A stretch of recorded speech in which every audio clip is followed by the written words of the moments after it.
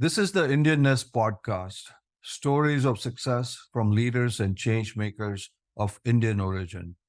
Why have Indians achieved success across so many different disciplines around the globe? I have no idea, but let's find out together because every story is unique and we have a unique story with us today. I'm excited to have Arjun Dev Arora with us today. He's the managing partner for FormatOne, where he advises funds, startups, and Fortune 100 companies. He speaks extensively about startups and entrepreneurship internationally, besides being on several charitable boards. I invited him on this show as he has had a first-hand view of startups and entrepreneurship. While there are many entrepreneurs in the Indian diaspora, I'm curious to speak to him to find out about some common traits that he has seen in them. Welcome, Arjun. It's an absolute pleasure to have you on our podcast. Thank you so much, Sanjay. It's a real pleasure to be here and excited to jump in. Wonderful, wonderful. So, Arjun, as you I've mentioned you before, that this is about inspiring others. People want follow in the footsteps, find out, what is the secret sauce, the mojo of amazing people like you. So, to do that, we have to actually go start from the beginning. So, can you, take us right in the beginning? Where were you born? A little bit about your parents, siblings, etc. Absolutely. Yeah. So, I'll go, all the way back. My parents were both born in India and came to the U.S. through Germany, of all places. But I was actually born in Minnesota and was only there for a short period of time. It was quite cold, and I think my parents were ready to move on from there. But we ended up in Southern California, and that's where I was born and raised. That's where I was raised. I was born in Minnesota, but really, my upbringing was in Southern California, and had a younger brother who was born in Southern California, who, interestingly enough, is also an entrepreneur, and happy to share more about his story. He's got an interesting one. And then from there, ended up at UC Berkeley, and that's kind of what pulled me into the startup and venture world, and then have stayed in the Bay Area since my time in college. And there I studied electrical engineering and computer science. So that was a intense ride, to say the least. And happy to share more about kind of that transition from high school to the intensity of UC Berkeley and all the fun that came with it. And then from there, have stayed just kind of deeply ingrained in the Bay Area startup venture ecosystem, and have been fortunate over the years to, travel the world and speak and, connect with people in a business context and personally, but the Bay Area is definitely home. And that's kind of where, I've built and really kind of landed my roots, so to speak. Yeah. Well, that's an amazing story. And we're going to go into the many different threads that exist. But tell me about your parents. What did professionally, what did they do, and what was the environment like, etc.? Yeah, so both my parents were deeply involved in kind of computer science. So my father did his master's in Germany in what at the time was kind of electrical engineering and computer science. So I similarly kind of followed in his footsteps. And he wrote some of the first code for CAD software, for product lifecycle management. So just was very early days of the computer revolution, and particularly the software revolution. And my mom also ended up kind of getting into that space. She was, just wrapping up her PhD in geography, but ended up getting married and then moved with my father, and then found herself, intrigued by everything that was going on in the kind of computer science world, and had a wonderful career. She's now retired in kind of product and project management, building software for AAA. And my father's been, working on all kinds of different projects over many years in a variety of different companies. But, I was very fortunate that I grew up with a lot of technology around. We had big silicon graphics machines at home. I was playing with, very powerful computers at a very young age. And that obviously had a big impact in my passion for technology. And then again, was fortunate to have had that history.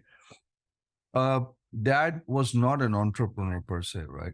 Not per se, no. He had a consulting shop that was his own. So, in that way, yes, but not in the kind of startup, traditional kind of entrepreneurship way. Yeah. Though I do have a lot of entrepreneurship that, runs in the family, on my mom's side, my grandfather, my uncle, so there's a bit of that definitely in the family. Yeah. That is there.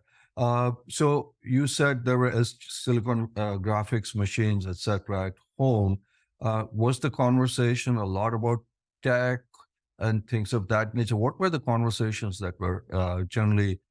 And interestingly enough, I think they were about very left brain and right brain. So it was very, hard science, math, technology, and, engineering kind of conversations, understanding how technology works, kind of, breaking apart things to understand them at one side. And then the other side was very much about spirituality and philosophy and religion and understanding, Sufi tradition. So I was very fortunate to have quite a binary, just a very unique perspective from my parents around both of those topics. And I think that had a very important role in my entrepreneurial endeavors, as well as being able to balance kind of both sides of the brain, so to speak. Yeah. And in many cases, that's the story of Indianness, is balancing Yes. A lot of balance. those things.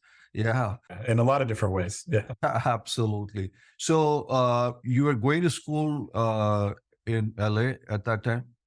Yeah. So in Southern California, exactly. Yeah. It was, yeah. Public school or private school?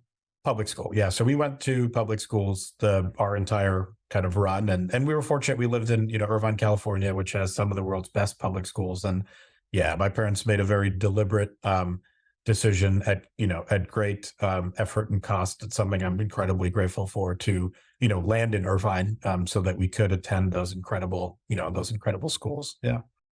How was school like for you? A good student, average student, or? And there's nothing wrong in saying because some of the best entrepreneurs that have come on this show have said they were a terrible student. Sorry, go ahead. Yeah, no, absolutely. And I feel this. I'm very fortunate. I've worked with some incredible founders who, were C students and totally agree. I think I figured out, for lack of a better term, how to kind of hack the school system. So I figured out how to just learn quickly and learn how to learn. And that allowed me to, spend time on other things, reading or, hanging out with friends. And so, any sports at all? I swam a little bit and, but I was pretty focused on really kind of my studies and my friends. So I would say those were my priorities in my high school days, and probably, indicative of kind of, being social and wanting to connect and build relationships. And that has continued to play out in my life to date. But I love swimming. I love hiking. So I'm, quite active, but I never played. Like a team sport, you didn't play no team sports. Were you competitive? Yeah, I probably most competitive with myself. And I think that's ultimately what drives me, is I'm always obsessive about how can I improve, every day in every way. And I keep a, sign on my desk that says success in everything. And so I think a lot about how to continue to push, my own boundaries. And that's led to some really interesting, discussions with myself and ways to push and understand, my belief systems and, really kind of stretch those boundaries. So yeah, I would say I'm hyper competitive, and probably even more competitive than some of the sports folks I know, but I apply that competitive energy towards myself. Was it when the school environment was hard school? Oh yeah. Oh, very, very, very competitive. Yeah. Yeah, exactly. Yeah. We went, a lot of kids go into, the best universities in the country, and, yes, absolutely hyper competitive. Mm-hmm. Okay. And at that time, you had some inclinations as to you're going to be in computers, software, etc. While you were going through school? Yeah, I think for me, I was, because I'd grown up around it and it's something I knew and loved, I was inclined towards, that. And I went to UC Berkeley, to study electrical engineering and computer science. But at the same time, I was also pretty clear from a young age that I wanted to be in a leadership role and that leadership was important to me. So I didn't have a clear sense of how that was going to manifest, but I knew that, I think the engineering background was going to be helpful in whatever I did next. Because again, back to kind of thinking about thinking or learning, how to learn. And I think the engineering background is just provides an incredible framework on how to be analytical and understand the world. So I was clear that that was important in some way, but I didn't have a, sharp future focused goal in any way. Yeah. Uh, so when you finished school, you applied to colleges. Is Berkeley where was some place you wanted to always go? Yeah, that I had a lot of, respect for Berkeley. I think staying in California was important. I mean, I applied to a bunch of schools. I did not get into, the Harvards and the MITs. And I definitely, I think at the time, given how competitive it was, I definitely remember, feeling frustrated about that. But yeah, at the same time, I didn't I did get into a couple other kind of East Coast style schools, but the electrical engineering and computer science program at Berkeley was the, was I think a great option and one that I was very excited to jump into. Though I do remember distinctly being very disappointed I didn't get into, some of the big branded schools on the East Coast. Uh, what was your thought process when that happened, Arjun? Because it's success in everything, remember? Exactly. Yeah, no, absolutely. And I think the definition of success and then leaning into the kind of some of the philosophy and spiritual training teachings that I was fortunate to receive as a child really helped transition through that, right? I think there's one thing around faith and understanding that there's a clear path ahead that's bigger than myself, or there's something bigger than me, whether you call that, God or Om or, whatever, however you describe that. So I think that piece, helped me kind of get through that and saying, hey, there's something that I'm not yet aware that's going to unfold for me. And I have to have the trust and faith to continue down the path. And then also just a lot of the teachings from the Gita around, you can control what you can control and nothing else. Right. And so just being able to sit with that, and I'd learned it, maybe as a 13, 14-year-old, and I had a great teacher who she was incredible. And she taught me a lot of the, elements of the Bhagavad Gita and things from the Vedas, but living that experience for the first time, sitting with that disappointment and having to actually apply that teaching and learning was definitely challenging, which is, look, I don't have control over whether or not I get accepted or not into this university. So I have to focus on the things that I can control. And that was a great early moment of having to sit with that learning in a very powerful and real way. Wow. I mean, most people spend their lifetime not being able to figure that out. And you must have been. Oh, no, I was very lucky. I'm very grateful that my parents, surrounded me with that knowledge and those So teachers. spirituality is a big part of who you are.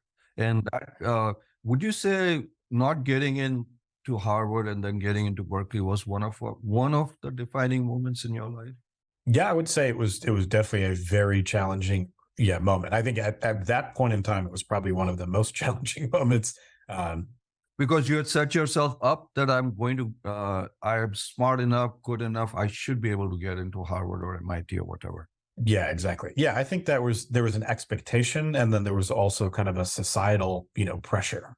Yeah, of course. Yeah, so I think there was, which over the years, have learned to give that less credence. And again, this goes back to kind of being competitive with myself, but I'm not going to sit here and say I'm not human. Of course, that has an impact and influence. And particularly in the Indian community, there is a lot of, pressure and comparison. So as we both know. Yeah. Arjun, I say this, that we have two professions to choose from, doctor, engineer. We have two grades to choose from, A+ and A. We have two colleges to choose from, maybe Harvard and Stanford or Harvard and MIT, whichever. So talking about pressure, yes, I agree with you on that. But so you went to Berkeley, and how was that, Arjun? I mean, you were coming from a great, very competitive school, and then you land up in might not be Harvard, but it is one of the best schools in the country or world. So how was that? Sure. Yeah, I think that transition was also pretty stark. So I think I went from, a school where it was hyper competitive, but I, did very well, I would say, at high school. And going into Berkeley was another kind of big shock. So not only did I go to Berkeley, I chose, I think, one of the hardest definitely amongst the hardest majors at UC Berkeley, which was electrical engineering and computer science in a particular program. And so I think that that definitely was another, big shock. And so from there, where I was used to getting, A pluses and A's, to your point, was kind of got my first B and B minus, and in some of these very difficult classes. And that was not something I was used to. So it was a big shock. And as much as the intensity of the academic, reality was there, I was also fortunate to just build incredible relationships. I mean, I've met so many wonderful people during my time there, and was fortunate to be a part of a lot of really great groups. And so there was just a lot of support, just from peers and friends. And so that helped make that transition, possible and bearable, and think beyond again that immediate moment of extreme shock in the first 2 quarters of school. Yeah. Welcome to Berkeley. That's what they say. Yeah, indeed. Yeah. But so you built some good relationships and then you survived.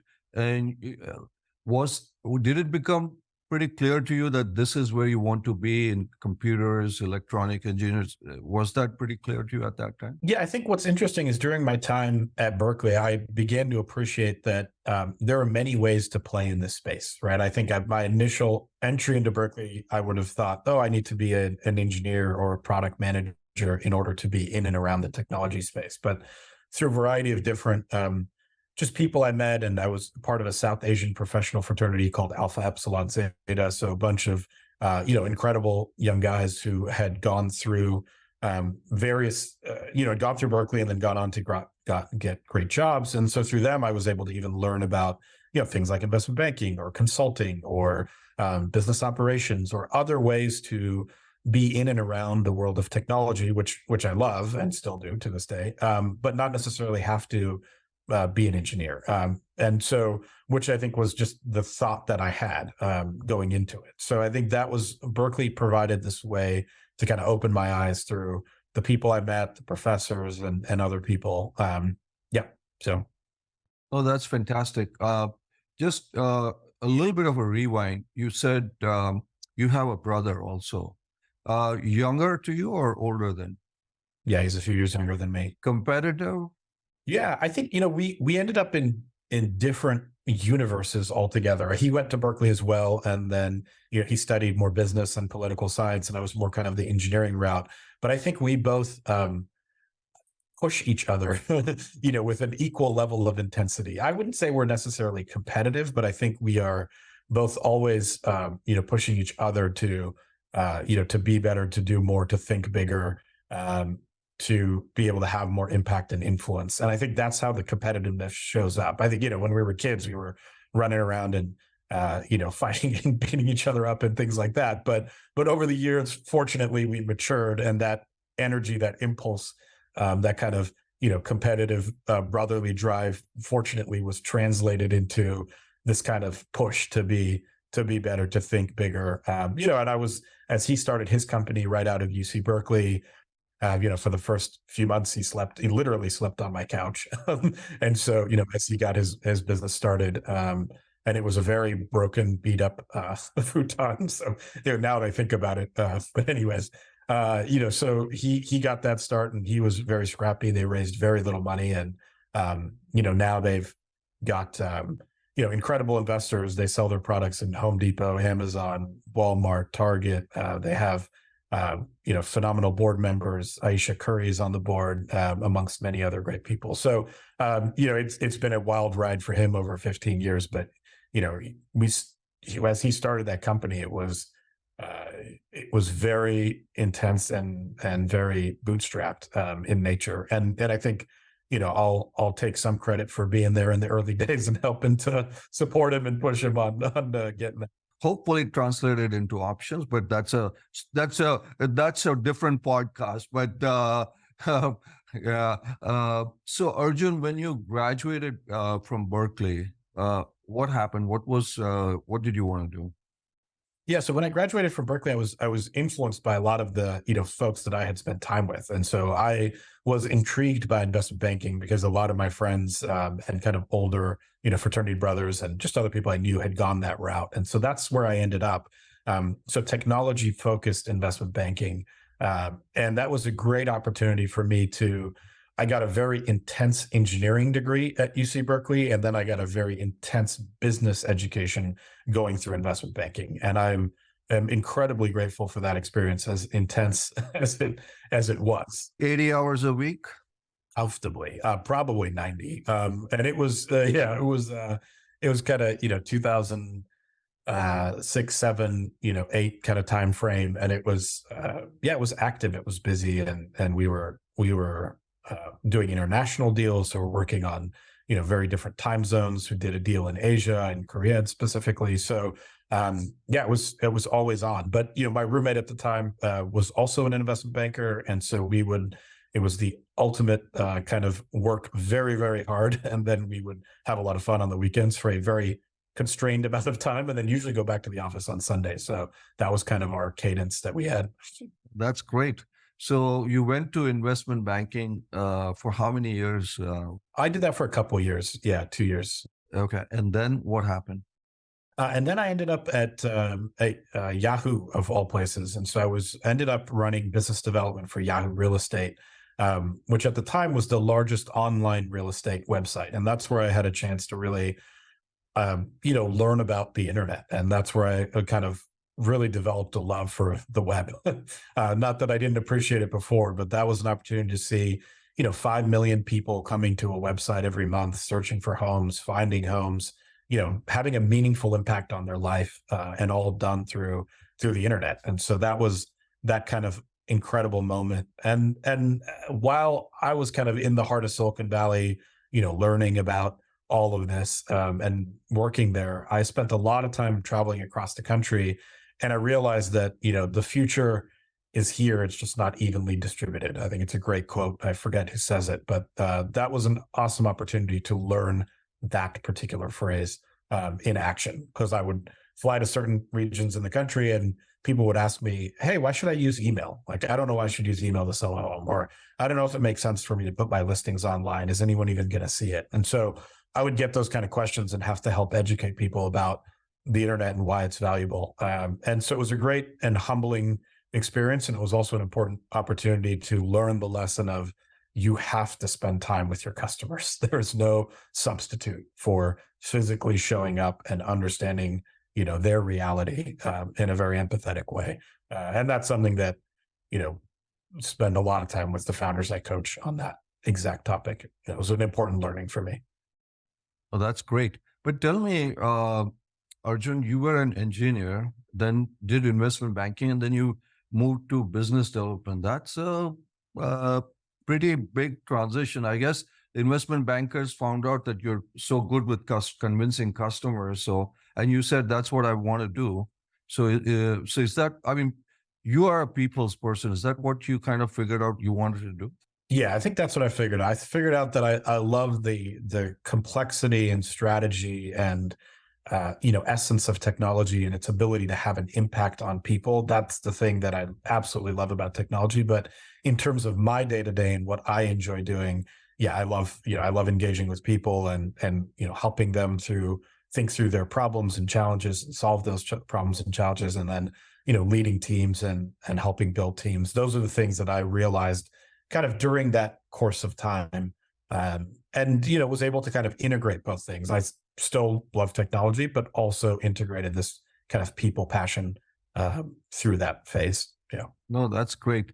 So obviously, Yahoo Real Estate didn't last that long, and I mean, in the sense, you probably moved on. You moved on. So where was the next journey, if you can tell me? Yeah. So the next journey is when I started my first company called ReTargeter. And that was kind of out of, Yahoo. And so I had exposure to display advertising. That was the primary method for monetizing, websites at the time. And so that was kind of the impetus to go start this company. And at the time, digital marketing and digital advertising through, web-based ads was just in the process of kind of burgeoning, and it was adding more targeting. It was getting more sophisticated. And so it was a unique inflection point in the history of advertising, really. And so I was fortunate to kind of jump on that wave, on that bandwagon, and start that first company. So I started that in San Francisco in 2009, and was again very fortunate to be in SF, really right time, right place, and that was the moment where things were moving. Kind of the center of power was shifting from let's call it Silicon Valley, San Jose, Palo Alto, up to kind of San Francisco. And so companies like Uber and Twilio and Twitter and Airbnb were all kind of starting around that time, household names now, but at the time they were crazy ideas, right? And Uber was one of our early customers. And I still remember, people asking me about it. It's like, oh, what is this crazy idea? Are people really going to use black cars everywhere? And so anyways, it became what it became. But again, I was very fortunate to be in San Francisco as a founder CEO during that kind of key inflection point in not only San Francisco's history, but also, the history of startups more broadly. And technology and transformation that we have seen, Arjun. So now you have done your startups and now you're kind of helping other startups. Now you are at a point where you advise, guide, invest with them. What is more fun, running one or advising one? Yeah, and not to get too deep into Hindu philosophy here, but I think it's very much about phase of life. So I feel like I'm now in the phase of life where you have a family, have kind of been a bit more grounded and centered, and I'm in that place, at least for me, where I've made an active decision to kind of spend more quality time with young kids. Our kids are both under 5. So, for me, it's now this kind of moment to spend more time advising. And so I've really enjoyed it this time, though I had an absolute blast being a founder. Like I really, really enjoyed it. But I think for this moment in life, I'm appreciative of the ability to be able to be now kind of more in an advisory capacity. But do you think you'd ever go back to running a business yourself? Possibly, but it would be in a few years. Yeah, exactly. And it would be once the kids are a little older, probably. Yeah. Yeah. No, obviously you are at a point, success, etc. I mean, we talked a little bit about not getting into Harvard and others, but when you look back, there must have been other challenges, even with your startup and stuff like that. And especially, when you look at some of the defining moments, obviously getting into Berkeley was, being in the Bay, you could have been in Harvard, but, maybe you would have gone to Wall Street or something like that, but you were in Berkeley and you got into Northern California, etc. Probably that's also a defining moment. It happens. What other defining moments would you say? Because people learn through other people's defining moments and the choices that you make. Yeah. I think another, important defining moment is after kind of ReTargeter was sold and I was thinking about what I was going to do next. Was it a good decision to sell at that point? Yeah, I think at that point it was, though. As an entrepreneur, I think you always, and this was especially true for me, I always think about what it could have been, right? I think there was a moment where, had we been able to raise a little bit more capital at the right time, we could have probably accelerated further and built an even bigger business. And at that time, for a wide variety of reasons, that just didn't happen, and that was, of course, incredibly disappointing. Now, the outcome was still great. We still sold the business, but I think as a founder, there's always this, and this goes back to the being competitive with oneself thing. I knew that there was so much more potential there, and that still to this day, many years later, still kind of irks me. I'm like, if there was one or two other decisions that could have gone a different direction, that business could have been even larger. And so anyway, that's its own thing. But I think after that was kind of, just thinking about, well, what am I going to do, next? And I always wanted to support, founders. And so I decided to kind of jump in and become an entrepreneur in residence at 500 startups. And, at the time it was kind of, well, I don't know, I'll kind of do this for a little while. Let's see what happens, sort of thing. And then, very quickly, I think I realized, one, I was very glad I did that because it just gave me exposure to just a fire hose of startups from all over the world. And I think because I made that decision, I began to appreciate even further that I love to find great founders and support them. And that was something that I think became abundantly clear because I made a decision to take a part-time job while I was figuring things out, just being like, oh, I'll go do this EIR thing. Let's see what I learn. And through that experience, that was then, again, a very important and critical defining moment. And then being there, being as passionate as I was, ended up kind of very quickly, becoming a venture partner, then becoming a partner, and then being responsible for fundraising and investor relations for the firm, as well as actively investing. So I think had I not taken that chance to just go jump in and explore, hey, what might it look like to be an EIR, here, that made a very big difference in my life. Yeah. So when you made that decision, was there a thought or a big strategy behind it, or you said, hey, it sounds like an opportunity, I have nothing to lose, etc.? Yeah, I think it was more the latter. I think it was being open to possibility. And I think that's a really important learning for me, was just like, hey, it's a risk reward ratio. It wasn't that big of a commitment, but I think there was a lot that could be possible from that moment. And because I made that decision, a lot of literally the whole world opened up, and from a startup perspective. So I think for me, the learning from that was kind of, be open, take chances, and, see where things can go. And particularly if it's relatively easy to reverse the decision, then, take the risk. And in this case, it was a kind of light touch EIR program. So had I chose to go do something else or start another company or go to a different venture fund, even, I would have had that option. But because I made that decision, that world opened up. So one of the messages is for people is, to be open to options and sometimes try it out. As you said, it's reversible in many cases. The world probably is not going to come to an end with that decision. Yeah, even if it didn't work out, it's okay. Yeah, it's okay. So that's a very good point, Arjun. Any other key inflection points or defining moments that you can think of for yourself? But these are all teaching moments for others, is what I'm saying to you. Oh, no, absolutely. I think another moment within the context of 500 Startups is the time the founder of 500 asked me to go and lead our efforts globally for fundraising and investor relations. Now, I had never raised capital from LPs before. This was something completely new to me. And typically, it's something that folks who have been in the venture world for a very long time ultimately have, that responsibility to speak with limited partners and investors and venture funds. So I was, maybe 2-3 years into my venture career, and all of a sudden I was given this opportunity to do it. And I could have very much said, look, I know nothing about this. I should not be in this position. I'm way too young. I'm way too inexperienced. And I think that would have been the rational choice, and everyone would have understood had I said that.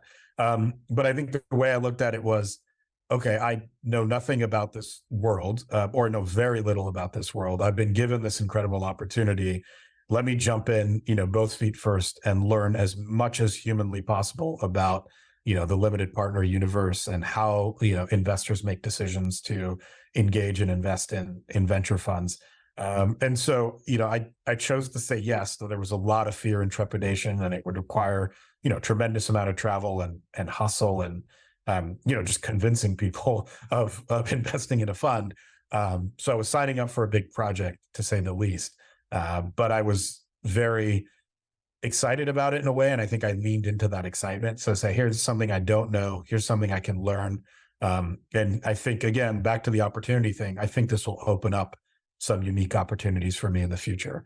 And fortunately was right. So, and it was incredibly intense and, and stressful, and also exciting and fun.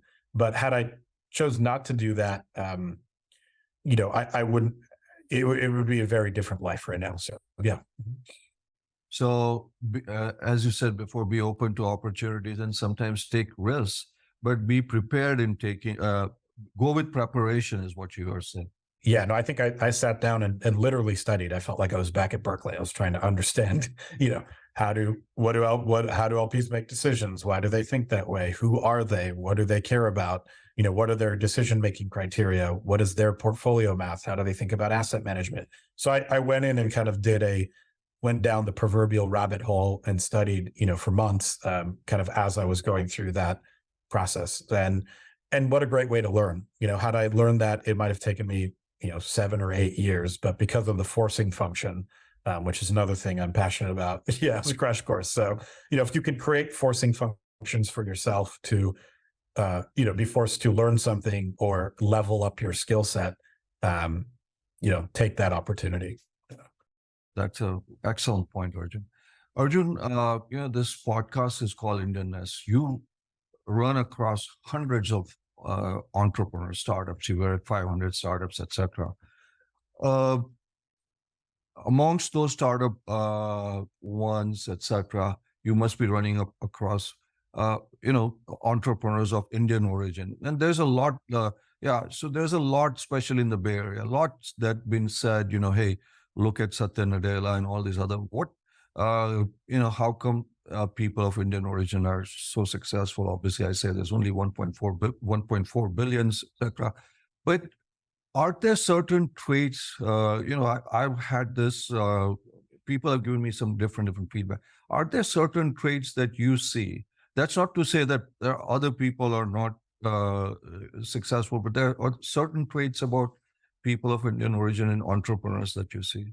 Yeah, I think absolutely. And I think these are, a subset of a larger set of kind of things that make entrepreneurs great. But I think, that grit and that willingness to work hard, and kind of just move through walls, do whatever it takes. That sort of attitude that I see in a lot of, Indian founders, that kind of, for lack of a better term, immigrant hustle, is just very, very prevalent, across a lot of the Indian founders I see. The other thing I think is creativity, right? I think you see a lot of just very, particularly for some folks having grown up in, different areas, maybe not having as much resources or, not having all the benefits of, what I now have living and having grown up in America and being born here. It forces a set of creativity that I think is really, really critical in startup, and being scrappy, like being able to create a lot with a little. And that kind of value set is incredibly powerful in entrepreneurship. The other thing I think that's important is just an awareness and tolerance for other people's perspectives, right? I think just thinking about, the general way in India where people live together of different religions, creeds, cultures, all that sort of thing. It builds an empathy for others. It builds an awareness and understanding of others' perspectives and a respect for other people. And that kind of emotional intelligence is so important when leading a team or when working with customers or helping to convince, investors to invest. Being able to connect with other people on a human level, on an empathetic level, and see, the good in them, is a really, or see, the God in them as it might be, is a really powerful way to be able to connect with other people. So I think that's another aspect of Indianness that allows for, success in entrepreneurship. And then, of course, just to focus on education, just, raw intellectual horsepower is another thing, to your earlier point about, doctor, engineer, or, do your studies, go to school, get the A or the A plus. There is an absolute level of intellect and strategy and analytical skill sets that matter in entrepreneurship. You have to think fast and you have to move quickly, and make the right decision many, many times in a row. And that requires, just raw intelligence. But I would say those other things, ultimately, that's kind of stable stakes. But the other things ultimately, I think, are the what create the inflection points, that kind of grit, creativity, and kind of empathy and human connection. Those are the things that allow for even greater success. Fantastic points. Grittiness, going through walls, flexibility, creativity, but EQ, emotional intelligence, acceptance. I think those are great points. Arjun, you talked about something which is many different views right now. And you said the people aspect of a startup is very important. It is the manager's job to make sure you've written something that they have a life outside of work. Now, as you know, currently there are two views on that. You some people also advocate you need to sleep in the work and in the office, and those are pretty successful methods to. Why do you think is it the manager's job? Is it not the individual's job to make sure that they have a life outside work? Yeah, and this is a great question. I think it is absolutely the individual's job as well. It starts with the individual, and I see the manager as a coach, as a mentor, as a leader to ensure that they kind of get that out of the employee, to ensure that they have some time, for things that fill them up. And I think in the entrepreneurial world or investment banking, that time may not be, a full weekend's worth of time and every night and weekend and all the extra time, but I think finding even a moment to be able to connect with yourself in a meaningful way, whatever that might be. And I think that is kind of what I mean by the definition of having a life outside of work. Sometimes some weeks that may be 2 hours where it's just you go for a hike and that's all you get that week. But that moment is a moment to have that life and to be able to connect, with yourself or others or your family or, friends or whatever fills you up. Right. And I think that's kind of my definition of life, is that something that gives you a sense of, joy outside of work. And, I'll speak for myself. I love my work. I absolutely love it. And I spend a lot of time doing it. But I also make sure that, I just take some time to do at least something else sometimes, in order to ensure that, it's a balanced life. And also, from a very, let's call it hardcore practical business perspective, that space often gives creative ideas or rejuvenates so that you can, work harder. So it also has a business benefit, to be very clear. But I think more importantly, it has a human benefit. And that's the important piece. So when you were advising your startup founders, and startups are a very, very intense kind of an environment, do you tell them that I want you to have a life outside your startup or your business? You do.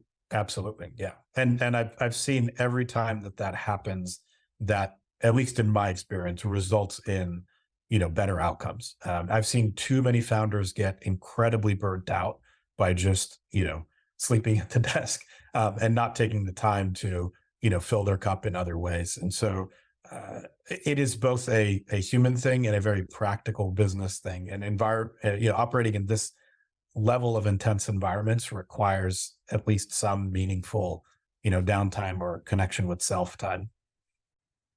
That's a good point. Now, all our guests who come in, from different backgrounds, etc., talk about the role of mentors in their life. Different mentors defined in many different ways. Have there been any mentors in your life, in your journey? Yeah, absolutely. I mean, I think, my first and foremost, my parents and my, aunts and uncles, that just learning, and my grandparents, learning so much from them. But I think, in addition to that, my first kind of, Vedanta teacher, a teacher who taught me the Gita, she was incredibly impactful in just helping me put more words to, these spiritual learnings and give me examples and help me kind of build that groundedness, both with kind of my Indian identity and kind of with spirituality. And so from that foundation, I think I was able to do a lot more. Had I not had that foundation, I think things would have been very different. So I'm deeply grateful for her. And then, another mentor is Naval Ravikant, who's a very incredibly successful angelist. Exactly. And so, I think what he's done a phenomenal job of is taking philosophy and these ideas and making them incredibly practical. And I'm, very fortunate to be, an early advisor, at AngelList and spend time with Naval and through his writing, just really understand and embody the ability to both connect, these very deep, philosophical and spiritual ideas with the kind of real world, right? With the tactical, practical realities of startup and venture. So I'm deeply grateful for his ability to bridge those worlds in a very practical way. And so he's someone else I would consider a mentor. That's great. Because, as you said, they come in many different shapes and sizes, like your Vedanta teacher and others. You talked a lot about spirituality, and we talk about how do you balance the Indian and the American part of you. How do you do that? And also, there's that whole spirituality part of you. How do you balance that, Arjun? Yeah, I think to me it comes into values, right? So I have been fortunate to now be in a place where I get to select the best of Indian values and the best of American values. And so, from the Indianness, it's the things I mentioned kind of that make entrepreneurs, great. From the American side, it's the kind of, rugged individualism, it's the passion for democracy, it's the impact of capital and capitalism and how it can influence and improve lives. And it's this kind of, passion for freedom in a very deep and meaningful way. So those are the things or the values that I deeply embody and respect, and fold into my life from the kind of American value side. And then I mentioned some of the things from the Indian side. So that's how I think about how to balance them, is to continue to uh, you know fold in and embody the best values from both of these kind of sides of my life. That's fantastic. Uh, you still got many chapters still left in your journey, but it's hard to say. But sitting today, where do you see your journey going from here, Arjun? It's an amazing question. For me, I want to continue to do the work that I do now, is to continue to support, founders and fund managers and, LPs in the ecosystem. And so I don't know exactly how that's going to show up, but I know that that's something that I'm incredibly passionate about, is the kind of innovation, technology, and then working with, founders. And, maybe at some point we'll also start to work with, artists or, people in the music or movie business or some other ways of kind of creativity. I think as startups is an incredibly creative exercise. But if I were to see it unfolding in new ways beyond this, it would still be in this kind of, creative universe and creation, and building from scratch or early ideas, but it might show up in, a few different ways, like, art or, music or movies or things like that. So let's see. Yeah. Yeah. But, and as you rightly said, today with the world of AI and Gen AI, the world of art and music is being turned on its head. And talk to the actors and writers who are on strike right now. So there's a lot that is going on, and I'm sure your startups are also heavily involved in watching this. One question is that if you were to have a conversation with Arjun, who was just coming out of Berkeley, what would you say to him? Just coming out of Berkeley. First thing I would say is buy Bitcoin. This is the first one I've heard on this show. And then after that, after that, what I would say is, I think continue to, trust your gut when it comes, to people, and continue to, to continue to operate from a place of passion and continue to just do great work. And I think if you do that from a grounded place and a commitment to, putting in great work and connecting with great people, good things will happen. And so I think that's what I would say. And I'd say just, trust your intuition and follow that intuition about both the opportunities in front of you and the people you engage with. And, that will pay dividends. Yeah. So buy Bitcoin, trust your gut or / intuition, and follow your passion. Maybe music and movies and stuff like that. That I have a feeling that's somewhere in the future. Absolutely. Arjun, we generally end with a lightning round of questions, just one or two sentences, and we ask this to everybody. And you kind of have answered this, but because we are going to, we're putting a cloud around this, is what is your definition of Indianness? It is the values. It's the culture. That's what really, is it for me. Yeah. And the food. Hey, great food. So it's culture, values / food. Uh, yeah. Uh, one living person, not from your family, either from India or of Indian origin, and you kind of have hinted at that. That inspires you. Yeah, I would say living person probably, yeah, Naval Ravikant would be one. Yeah. Okay. Well, that's a very good answer. And so, with that, thank you, Arjun. It's been just a amazing session. Very, very thoughtful. Very, very open, and hopefully, our listeners are going to learn a lot from this. And so, really appreciate you being on this show. No, thank you so much. This was a wonderful conversation. I really appreciate it. Thank you. Thank you.